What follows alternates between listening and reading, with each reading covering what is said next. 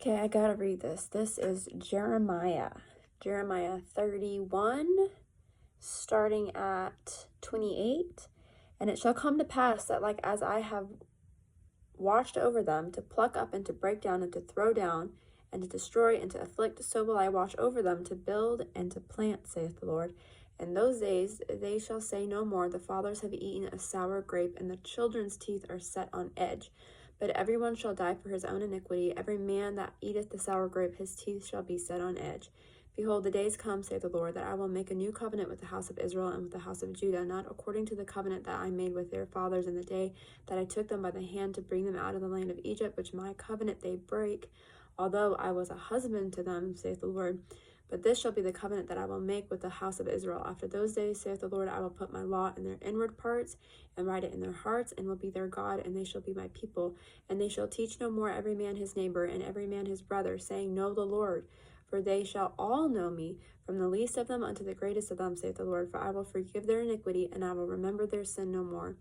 Thus saith the Lord, which giveth the sun for a light by day, and the ordinances of the moon and of the stars for a light by night, which divides the sea when the waves thereof roar, and the Lord of hosts is his name. Of those ordinances depart from before me, saith the Lord. Then the seed of Israel also shall cease from being a nation before me forever.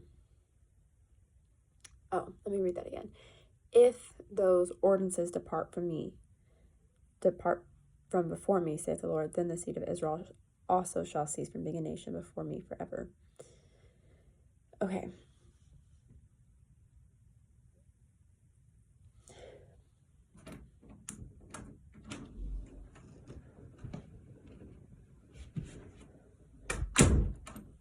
So this is crazy. I just did a video on generational curses, and this is actually a verse that I was actually wanting to find, and talking about, in those days they shall say no more, the fathers have eaten a sour grape, and the children's teeth are set on edge. So it's like the father ate the fruit, they engage in something, and the children are affected by it, but because they inherited it, so their teeth are literally set on edge, like they're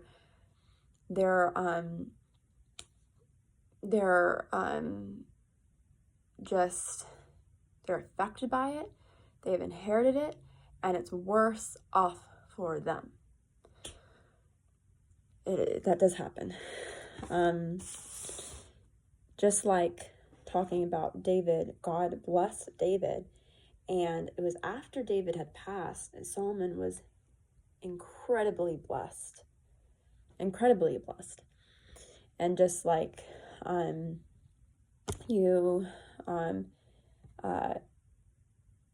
some of the kings, when they cause Israel to sin, the generations after them were incredibly not blessed, went through incredible destruction. So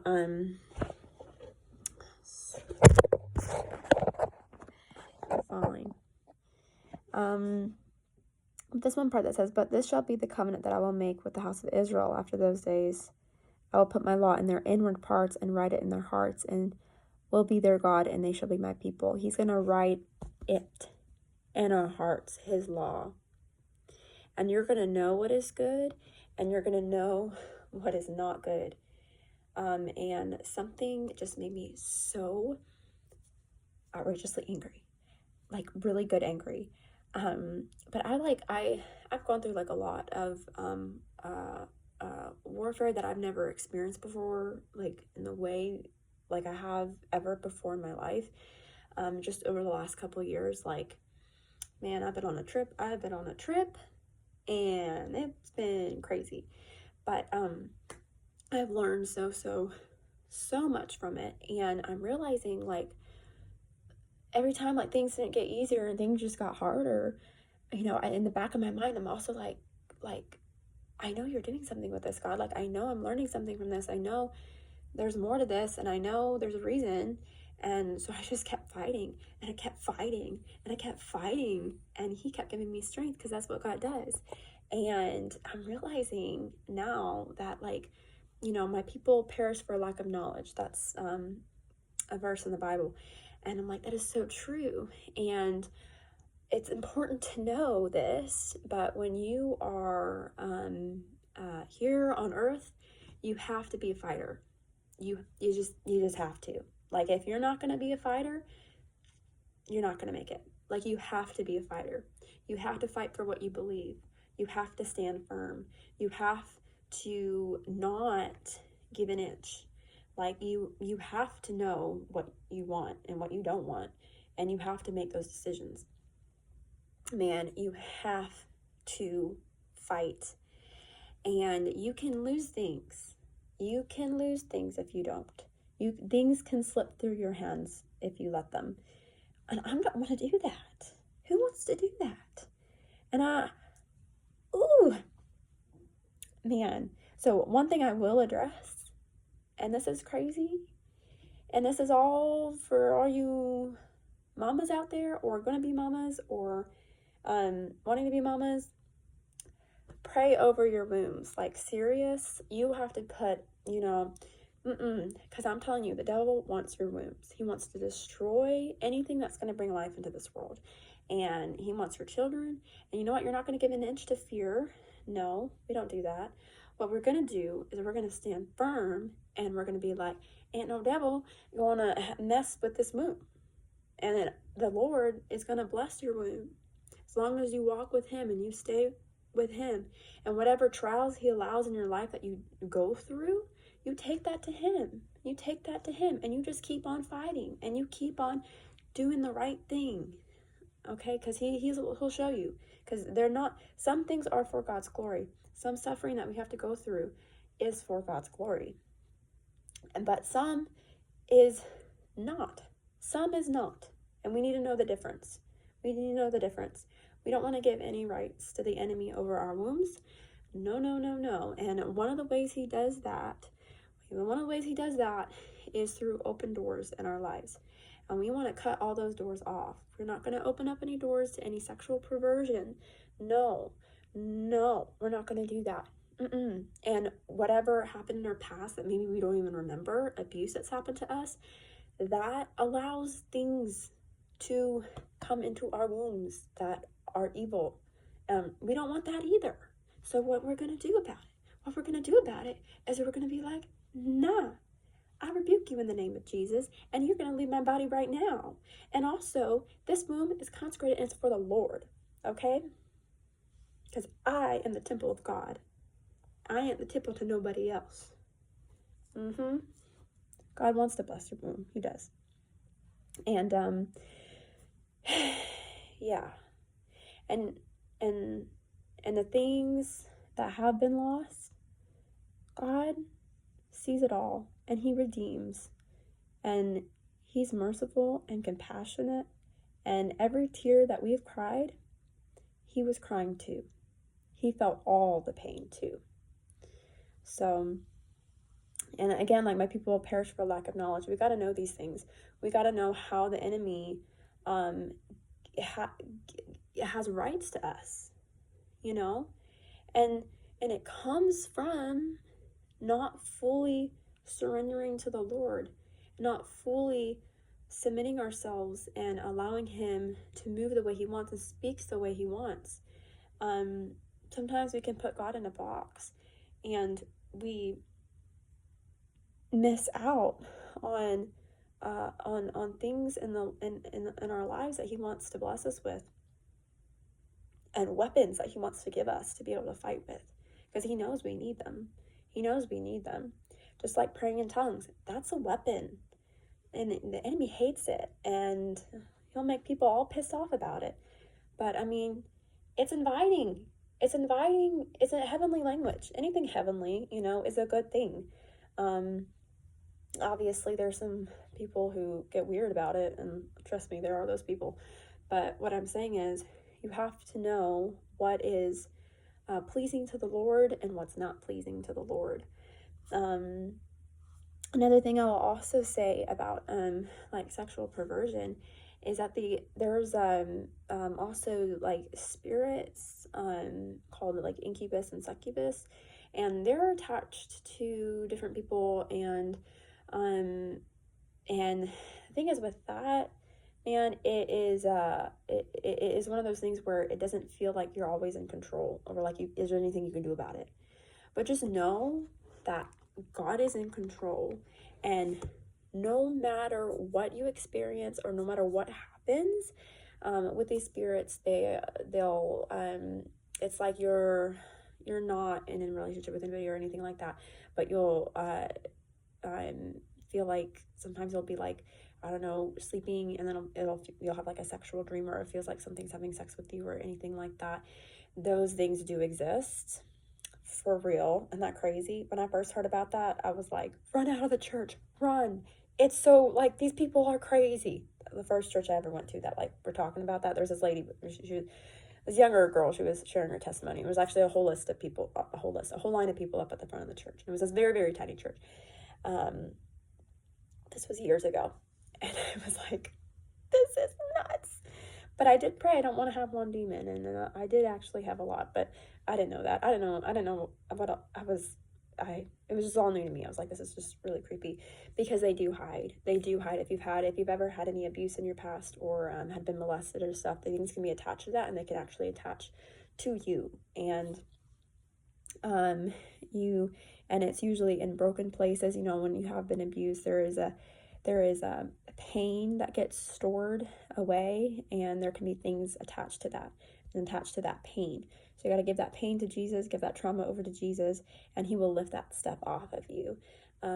Because everything goes through the throne room of God, and at the throne room of God, God has the final say over things. Even when I was trying to get delivered from those things myself, like, I didn't know they were there. And when I first started really surrendering my life to God, things started popping up out of me. And I'm like, what is this? I've never had a sexual dream before. This is insane. I didn't even know what sex was. And then it started looking at me in the mirror, and I'm like, oh my gosh, I think I have a demon. I can't even explain to you how wild that was. My parents were freaking out. I was freaking out, and I was like rolling around in the grass in Florida at somebody's house outside, like, ah! And the thing was talking out of me. It was like, she's 9. I'm like, you know what? No. And that's what? I'm not, because I'm Jesus. I belong to Jesus. No demon got a hold on me. No. And that's another thing, is what you believe. You've got to believe that. Because you can be like so discouraged when the attacks keep coming, that you actually do change your mind about what you believe in. And you cannot afford that, because God he will be testing you. He'll be making you strong, challenging you. You gotta tough it out. You gotta fight. And now it doesn't happen, really. And even if it does, man, I go into full-on fight mode in the best way possible. And when your faith is strong, when you've increased in strength, it knocks things out real fast. And discouragement is one of the worst things, and that's when the enemy will try to hit you the worst, is in discouragement. So just do not give into discouragement. Keep the faith, and just listen to what the Lord tells you to do when you're feeling extremely down and extremely hurt and in a lot of pain. Just like listen, like just ask God, like, what do I need to do right now? What do I need to do right now? What do I need to do right now? And he'll tell you what you need to do, and just do it even if you don't feel like it. But man, I'm so fired up, because this generation is so crazy, and there's so much like perversity. It's insane. And you know what? It feels so good to be where I am now. Like, after the last 3 years, like, oh my gosh, it feels so good. I feel like I finally conquered. And the thing is, scripture does say it, they overcame by the blood of the Lamb and the word of their testimony. Yeah, I've been sharing my testimony. Yeah, I am ashamed about it. And yeah, I got the blood all over me. So I feel amazing. And you know what? I'll also say this.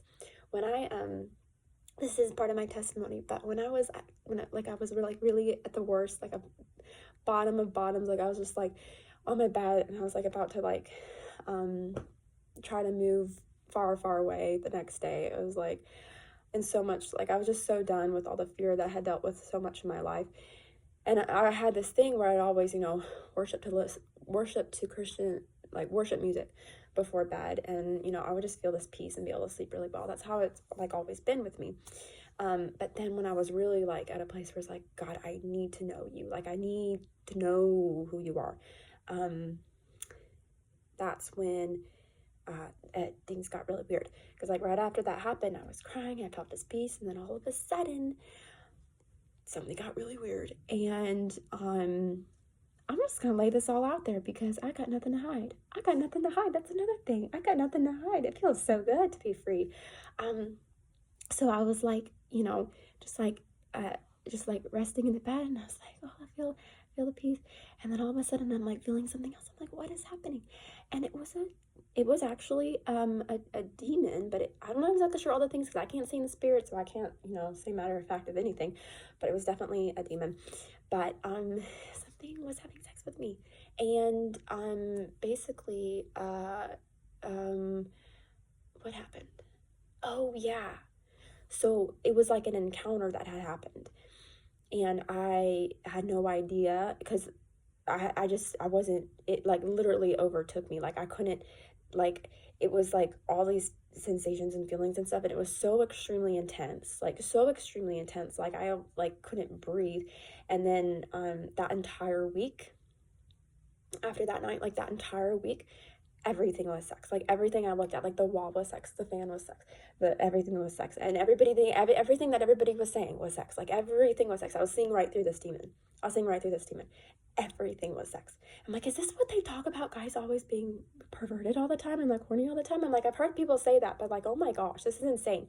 And the thing is, that always frustrated me because I'm like, God didn't make us to be that way, and He didn't. And that's another thing about the spirit of lust too, is that it's actually not natural. It's not natural for guys or women to be like that, to constantly have, sex on their mind. That's actually not normal at all. That's another thing with lust. I was saying how lust will always, if you keep going deeper and deeper into it, it'll always lead into like more homosexual things, because that's what the devil does. He perverts. But that's when it gets like extreme. But the thing is, things that we think are normal are actually perversions, like sex outside of marriage. That's actually a perversion. Masturbating, that's a perversion. And that's what the thing that the spirit was having me do is that. I didn't even know what that was. So, but the thing is, I was seeking God because I was like wanting to know God. I'm like, oh my gosh, God, is this you? Like, what the heck? But then I didn't stop. I kept seeking God. And in that week, it only took me 1 week. Thank God, because I was seeking Him so hard. I was like, what's my sin? What am I doing wrong? And He said, debauchery. And I was like, what is that? I don't even know what that word is. And I looked it up, and it was like engaging in like sexual stuff. And I was like, oh crap, that convicted me so hard. And it was after 1 week that it became a massive battle for 2 years. A massive battle, man. And then it wasn't until 6 months later when I realized it was actually a demon, because it full on manifested like so strongly.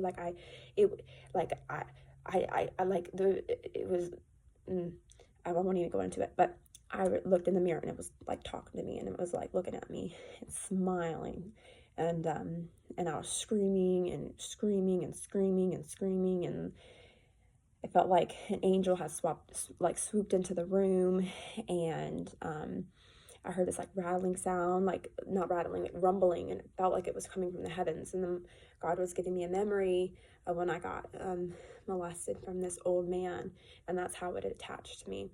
And it was all in my womb, and they wanted my children so bad. Like they would keep saying things like that, like, I want your children.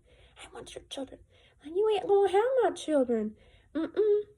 And actually later on, as time went by, a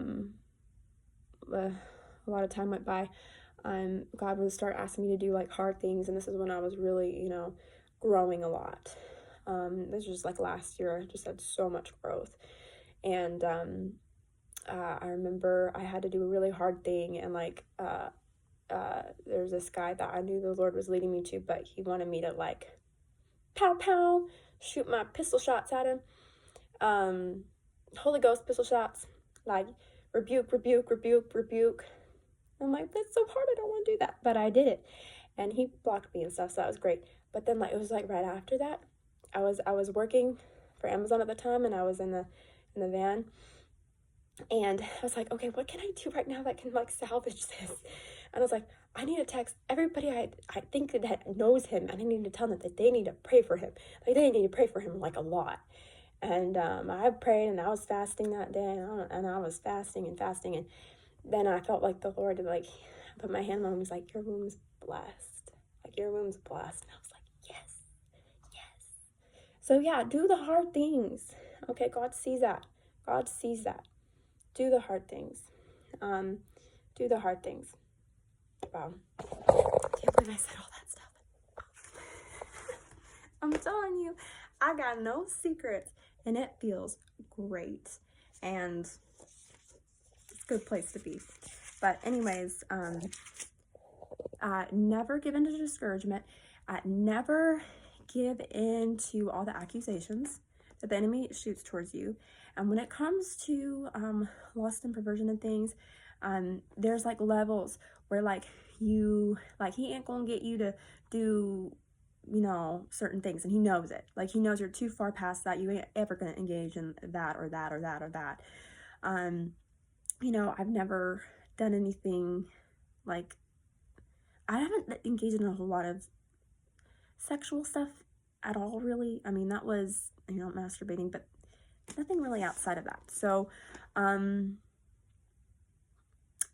so I know that it can get pretty dark, but he will like try to do the littlest things, give you a bad dream, or try to pin you down on your bed in your sleep, or things like that, where you really don't feel like you have control. But just know that you just keep pressing in, and you do what you can, and you stay in your faith, and you constantly rebuke, and you consecrate yourself. If anything, if he tries to get you by surprise and you're like, did I just slip? You just be like, I rebuke that, and you plead before the Lord, and you cry before the Lord, because you know it's a big deal. You know it's a huge deal to God, and you just continually be at his feet. And as time goes, I'll tell you, you know what a dream that I had recently? And this is funny, I got ducks on my blanket, and I've been working with ducks, and I was learning just how elegant they are, and how adaptable they are, and how they can really be in a lot of different environments, and resilient. And I had this dream that I was with different like family members and stuff, and they were dealing with their own warfare, and there was a lot of like a sexual perversity kind of feel in the air. And I remember walking around, and there was this like a big cloud of ducks, and they're flying all around me like a vortex, and I was like safe inside. Like I was safe inside. Like nothing was able to touch me. And I was like, what? Like I was praying a lot, and stuff would always be touching me, and I would just have to be Jesus, Jesus, Jesus, and just like crying to sleep, and like have like all these hands touching me, and just be like Jesus, Jesus, Jesus, Jesus, for so many nights, for so many nights, for so many nights, for so many nights, for so many nights, for so many nights, for so many nights, and then finally, boom, I got ducks all around me. So anyways, just never lose the faith, and know that God sees your heart. And that's what he wants. He wants your heart, and he wants to know that you believe in him, and he also wants to know that you love him more than, you know, temporary pleasure. You love him so much more than that, and that you know that he gives the best things, and he gives the good things.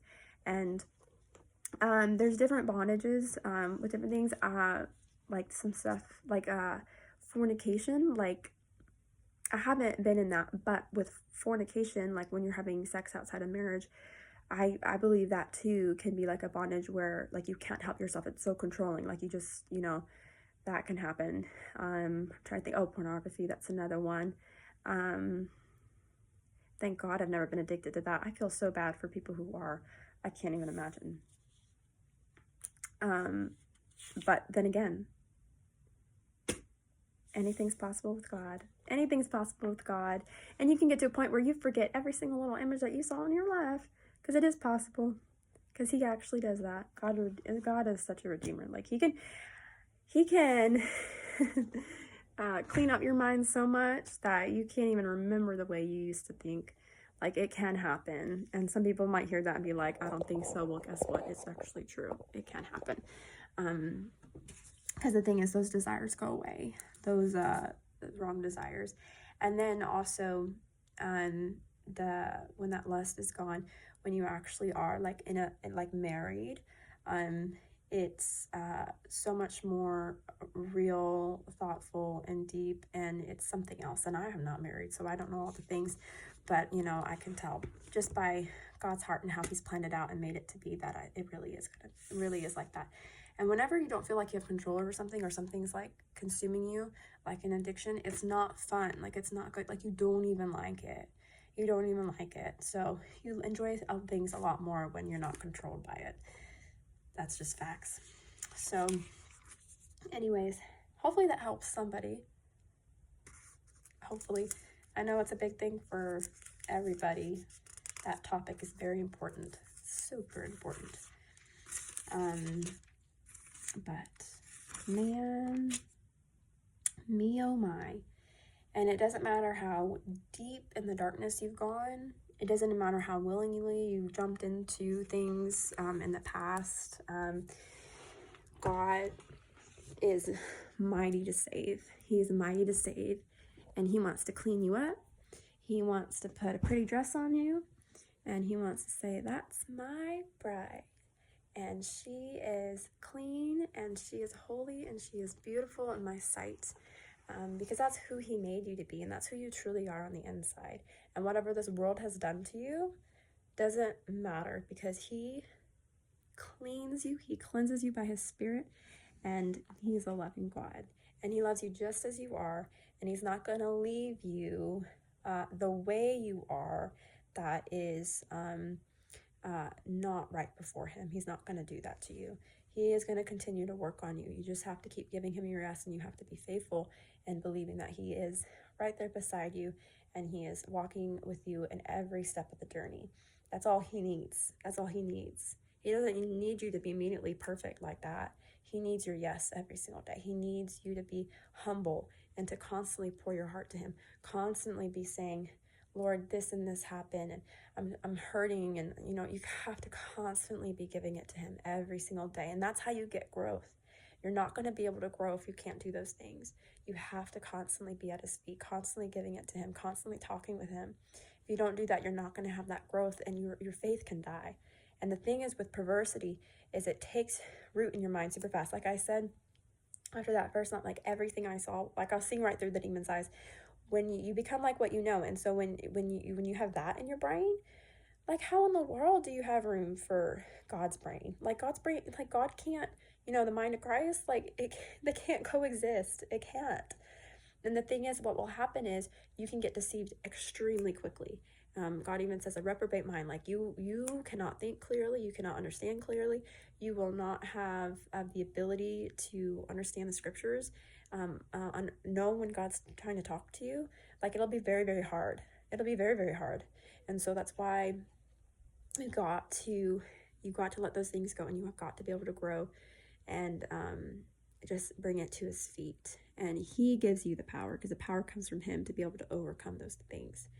Because some of these, especially with the sexual stuff, man, it can be so, it can be like things can attach in such a deep, deep, deep, deep place inside of you, because that is a very, very deep, deep thing. And so you have to go into those deep places, and that deep places comes down to worth. A lot of people who have things with a bad like sexual past is like they're really attacked with worthlessness, because it is something that is very defiling to you and defiling to your body, and you might think it's normal, but then you're plagued with this fear and this feeling of worthlessness and things like that, because in the spirit, like, you are like really defiling yourself. And so that's why you have to pour out that pain to God, because he sees you worthy. He loves you, and he made you. You're very precious to him. You're extremely precious to him, and you have much worth, much worth. So know your worth and don't do those things. Know that you're worth more than that. Know you're worth more than that. Okay, I will. Oh, I just opened up to this.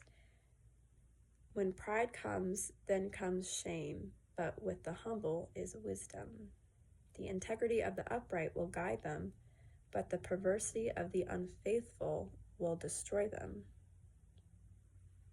Well, I guess that's my confirmation right there. And look at this. It's Proverbs chapter 11, telling you, bringing order back to things. And we got to bring order back to the church.